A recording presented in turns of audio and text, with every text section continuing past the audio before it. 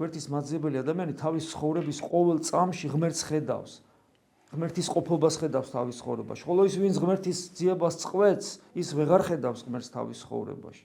და ყველაზე დიდი სასწაული არის ის, რომ როცა სწორასულიერი ცხოვრებით ცხოვრობს, ხდება ადამიანის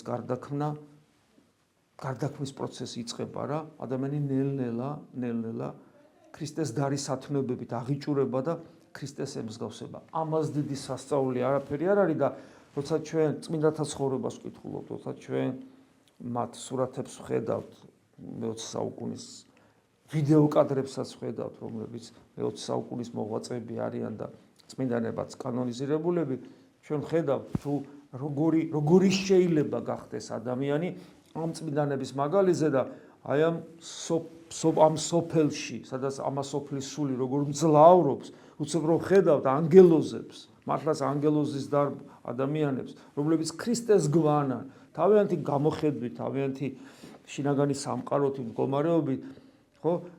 და ეს ასეთები გახდნენ ისინი იმიტომ, რომ მთელი თავის ცხოვრება გულით ღმერთს ეძებდნენ, ერთგულებდნენ ქრისტეს, ბაძავდნენ და ემსგავსებოდნენ და ეს მსგავსება სახეზეა ამაზე დიდი სასწაული რა შეიძლება იყოს.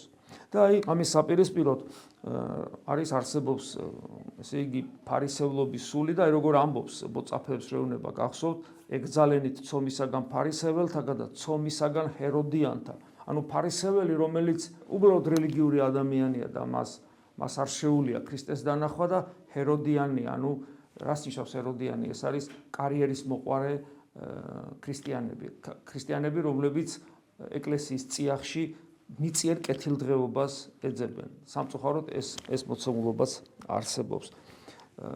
მიწიერ კეთილდღეობას ეკლესიური იერარქიის ხარჯზე, რაც რა თქმა უნდა ძალიან მძიმე ცოდვა არის. და ამასთან ერთად ჩვენ დღეს ტიმოთეს პირველი ეპისტოლე წავიკითხეთ, სადაც ახასიათებულია თუ როგორ ცხოვრობს ქრისტიანი, ნამდვილი ქრისტიანი, როგორ ცხოვრობს ნამდვილი ქრისტიანი ღმერთს ესავს, ანუ ღმერთის იმედი აქვს და ლოცვა ვედრებაში ატარებს დღესა და ღამეს. თვითონ გულმხურვალება ღვთისძიებაში ეს არის ერთ-ერთი უმთავრესი ნიშანი ღმერთის ჩვენთან ყოფობისა. სიმდაბლე ღვთისგანგებულებისადმი უდრტვინველი მორჩილება, ესეც ერთ-ერთი უმთავრესი ნიშანია ჩვენთან ღმერთის ყოფობის. მაგრამ ეს ყველაფერი, როცა ჩვენ თავარზე ვსაუბრობთ, სულაც არ ნიშნავს, რომ ღმერთი ჩვენ ცხოვრებაში სხვანაირად არ ერევა. ძალიან ხშირად ყველას აქვს ეს გამოცდილება,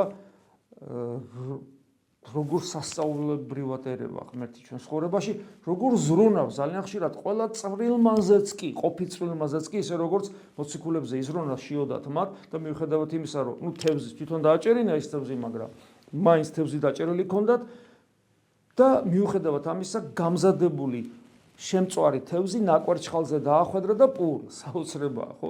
მაგრამ აქ სხვა რამე აქვს მნიშვნელოვანი. ამ წვრილმანზეც კი როცა ცოტა მოეთმინათ შეელოთ მოწაფეებს და ის თევზი რომელიც დაიჭირეს ის გაემზადებინათ, მაგრამ გამზადებული დაახვედრა. ანუ სინამდვილეში ღმერთი ყველაფერზე ზრუნავს, რაც წვრილმანებზეც კი და სასწაულებრივათაც კი.